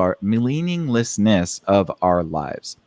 To find meaning in life, a person has to decide on their own values and then take action to live according to them. The first existentialist text is a German philosopher, Martin Heidegger, and he was 1889 to 1976, and his work was called Being and Time in 1927. And it was an exploration of being that we ourselves are, which is an interesting line. But the existential quote I have for you guys is from Soren Kierkegaard. He says, with every increase in degrees of consciousness, and in proportion to that increase, the intensity of despair increases. The more conscious, the more intense the despair. And, something really just resonates with existentialism in me, partly because I have existential dread almost all of the time. And it's something that I do my best to get over. But, I definitely resonate with a lot of those sort of understanding these total just absurdness of life and having to kind of come to terms with that and then make the best of it. To the best of your abilities. But you guys have anything on existentialism? Any comments? Ayla, do you want to say anything? Mike, how much longer anybody? do we want to be? I know. This is another one that could probably go very far. Don't worry, Watch Nick. I It's Heart all Huckabees. all that dread is meaningless. You don't have to. That's right. Just don't worry about it. Right. I mean, you could make meaning if you want, but that's your call. Yes. A little bit at a time, but it Yeah. doesn't really help. But don't give it too much meaning. Just remove the meaning from the dread, and then Right. hang out with the dread, the meaningless dread. Yeah. Fair enough. Fair enough. No, I mean, I like obviously, reading a lot of Nietzsche. Nietzsche gets thrown around as like some of like the proto-existentialists, right? Seeing that you have to make your own values, i.e., make the best of it because of this inherent meaninglessness. And I've dealt with my fair share of existential dread as well. It can be a dangerous path because it's highly individualistic, so the group that surrounds you may not understand it, but I think with all of the pain that comes from the expounded conscious, it's worth it. I think you end up living ironically a more meaningful life, or at least you have more things to remember in your late years. It's like a gift and a curse, right? Yeah. You feel things very deeply. You're always thinking about stuff. Your brain may never rest. You go through probably more pain than the average person, or suffer more than the average person, but the depth at which you can think and the depth of which you can experience any single experience is more than the average person. If you want to compare yourself to the average person, ideally, as you're existing, moments become more meaningful in the moment. So you're like doing better than you did yesterday and experiencing things, but then you can also recollect and draw on moments in the past that now have this deeper meaning than they did before. You get to analyze your life in an existentialistic way, and it has more weight to it, and even if that weight is bad or it's suffering or what have you, I can argue that it's better to reflect on that and have that weight than not, because you're only going to live one life in theory. Yeah. And if the baseline of life is suffering, you better try to balance that out as much as possible. Or enjoy it. Or enjoy the suffering, which in turn would, I think, balance it out a bit too. No. Ayla? No, that's good stuff. I mean, I like a lot of what Mike said. And yeah, to Nick, I'm so sorry about the existential dread. It's okay. It's a bitch sometimes.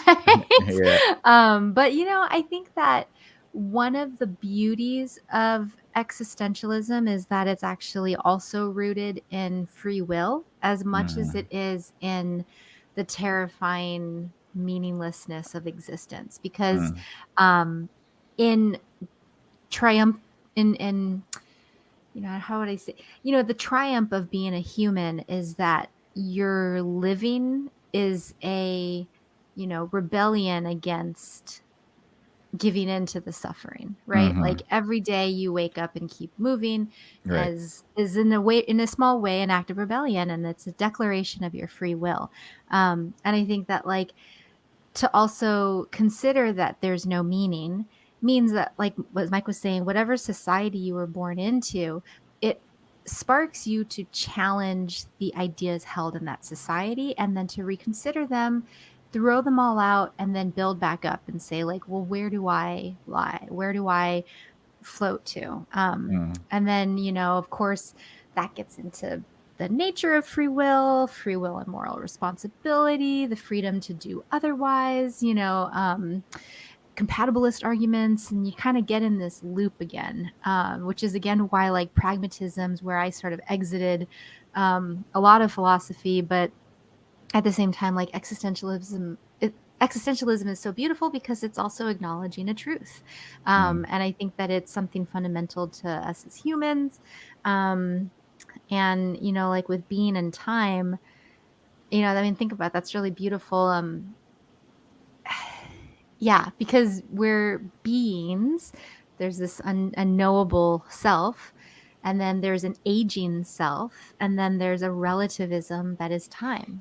And I think that, you know, yeah, and then you've got energy, you know, right? Like, what is it? Time or well, anyway, you know, all those like physics things. It's you start getting really heady about it.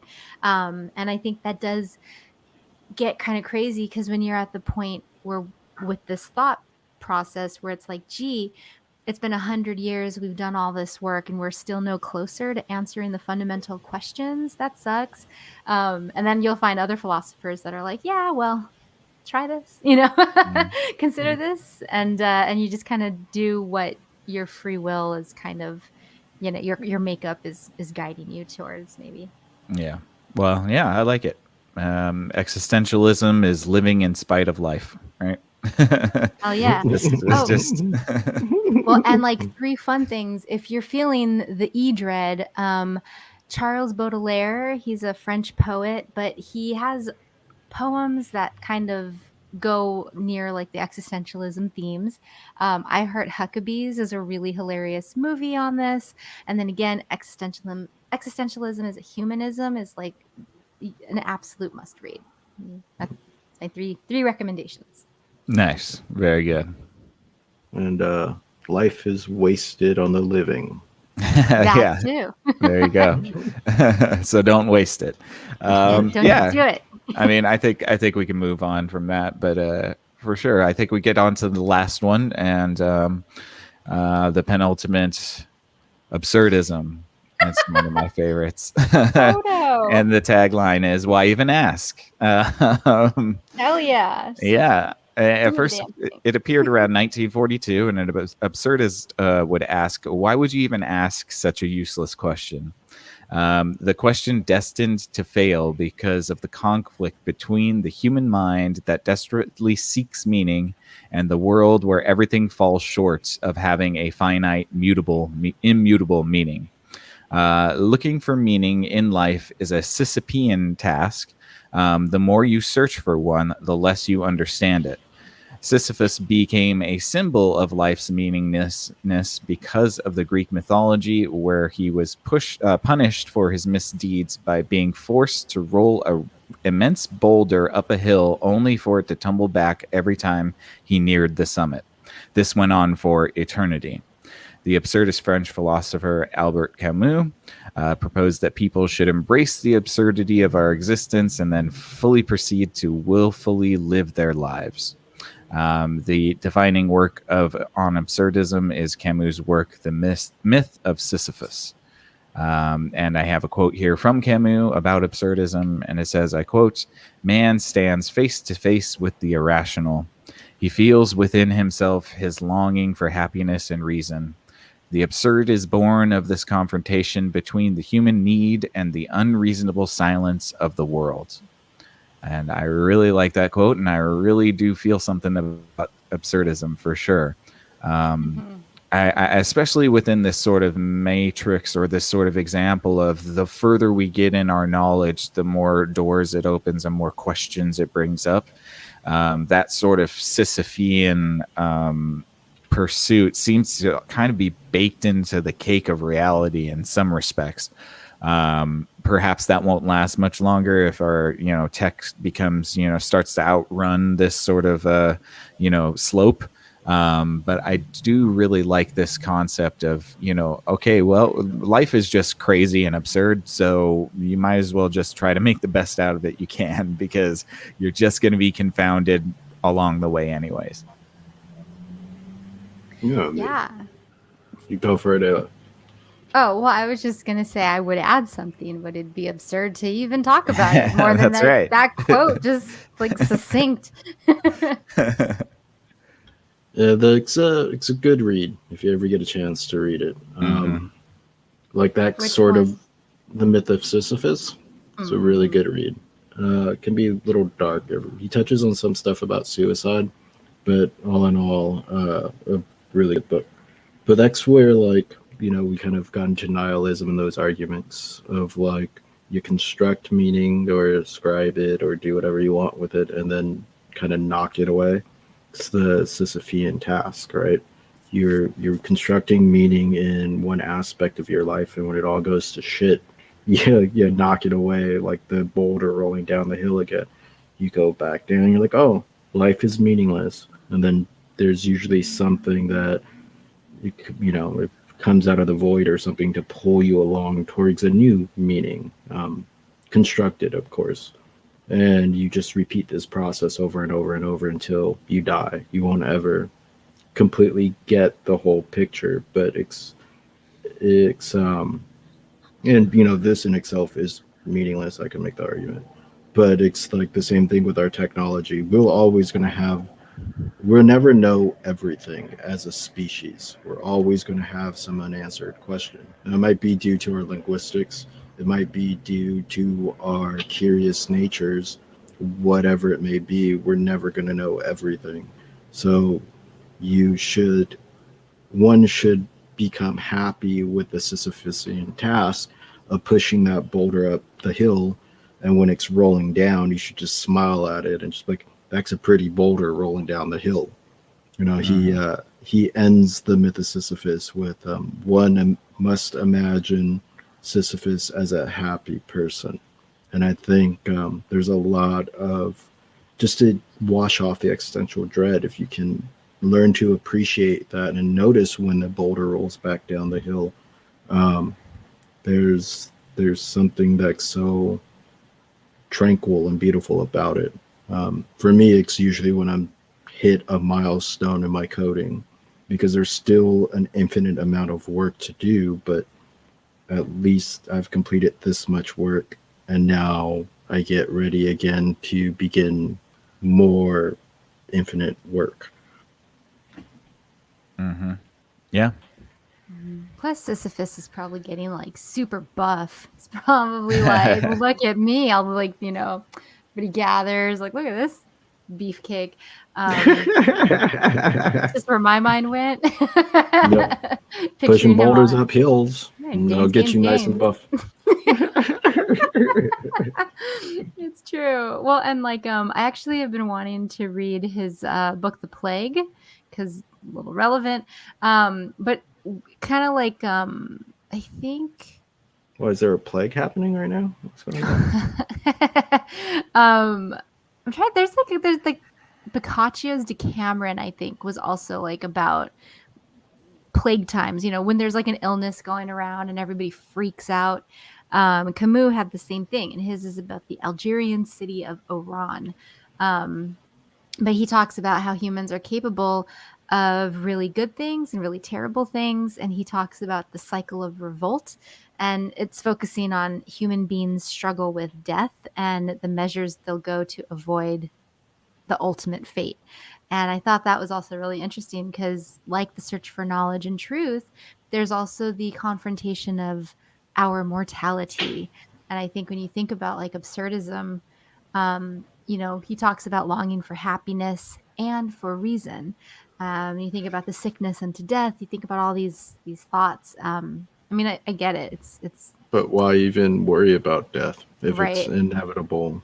Why Right. even care? Oh yeah, exactly. Absurd. Totally. Or what is it, like resistance is futile? To quote the Borg. For sure. Yeah. You got anything else on absurdism? Anyone? It's a fun philosophy. So Yeah. when just like all of these other philosophies, just be careful in how you apply it in your life if you want to do that, if you want to make it, if you want to move on from the realm of just learning philosophy and actually practicing it. You Yeah. sound like a McGruff the crime dog. Like, okay, kids, be careful with these philosophy ideas. These are good. These are dangerous ideas. So like, No, I know. Gateway philosophies. You're in like a dark alley with like a trench coat. Hey, kid, you want to buy an idea? Yeah. Yep. Actually, Yeah. was a past job of mine. I was an idea dealer. There you go. Yeah, sometimes in life you just gotta honk and move on. Honk so- honk. Yeah, a Like a little. goose? Yeah, no, like a clown. A clown. Yeah. Oh. I love like on TikTok and Insta, they have all these like clown memes. Have you guys been seeing these? No, because I don't look at TikTok. Sorry. Well, I mentioned Insta because I'm looking at the TikTok shared on like Reels or whatever. But because I don't have TikTok right now. But yeah, no, it's just a lot of people like sharing absurdisms, and then it's like this clown filter. Mhm. And I kind of appreciate that because I think collectively we're starting to all feel like really silly about everything. Yeah. Because it's Oh, a silly yeah. time, and that's what Clown happens when you're pill. isolated. Yeah, I'm like, I know I'm going a little crazy. So yeah. It's okay. sure. All the best people are crazy. Yeah. True. It's very true. Okay, And cool. thank you. Yeah, I think that we can probably wrap it up here if you guys are good with that. I mean, we are like 5 minutes away from 2 hours. And No, we don't. I mean, like, it's still gonna wrap it up. So, what's been your favorite philosophy out of all those? That's a good question. Ayla, do you want to start really with it? good question. Why always Ayla? I got $5 on logical empiricism. Yeah. Or Ah, quietism. right. Quietism's great. God, that is a really hard one.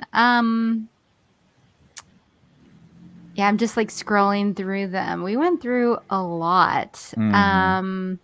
But yeah, I think, well, I mean, okay, obviously the question depends on like why it's your, you know what I mean? Like your favorite philosophy for yourself, favorite philosophy for society. You could quantify it. But you're You right. don't I need to think quantify it. Just pick one. Okay. So I would say like pragmatism because it leads into all the other good juicy stuff. Mm. Yeah, I think I would say existentialism or absurdism. Probably both are the closest to the way I perceive things. So yeah, definitely. Oh, mine is definitely nihilism. I think that's the obvious. Mr. No. But I think practicing wise, though, definitely an eclectic. Definitely grab from all the philosophies I've read and kind of make a smorgasbord of them and try to live life in that way. Yeah. You don't need to ascribe to one, which is the good news, right? You can pick and choose whichever ideas you like best and custom tailor them to your own life, which is kind of cool. True. But I like how Mike's like, what's your favorite philosophy? And then we get to him and he's like, I couldn't like really all of pick them. one. Yeah. Well, hey, I said nihilism. That's the base philosophy for me always. Fair I start like have you seen Pi?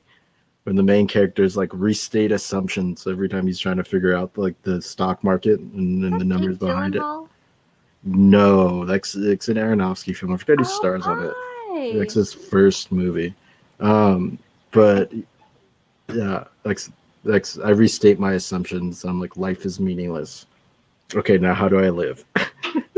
I don't think I watched it, but I for some reason fell in love with the soundtrack for that movie because I remember like running and there's an intro song that's a discussion he's having with himself and like it's a really good running song. That guy, it was his friend, it was Aronofsky's friend. In Requiem for a Dream, he does Summer's Overture. The big famous da da da. No, I just sound like a fucking. I just sound like some NFL thing. But that was his first composition, his first live composition. Just crazy to think about. Yeah, no, I remember that. Like, I got really into that album at the same time as like the Run Lola Run album. But yeah, anyway, it's random stuff. But yeah, I'll have to watch that movie now. All right, go watch the movie, folks. Cool beans, guys. Thanks so much for listening. Thank you to Mike and Ayla for taking this trip through the philosophy of the meaning of life with me. That was a lot of fun. And thank you guys so much for listening. We really hope that you enjoyed this episode. Please be sure to check out the first part of this episode if you haven't already. And please consider giving us a thumbs up on YouTube and perhaps a subscription. That would really help us out a lot. Other than that, thank you very much. And until next time, Cognonauts, we'll see you on the next Exofathom. Good night. Peace. Later.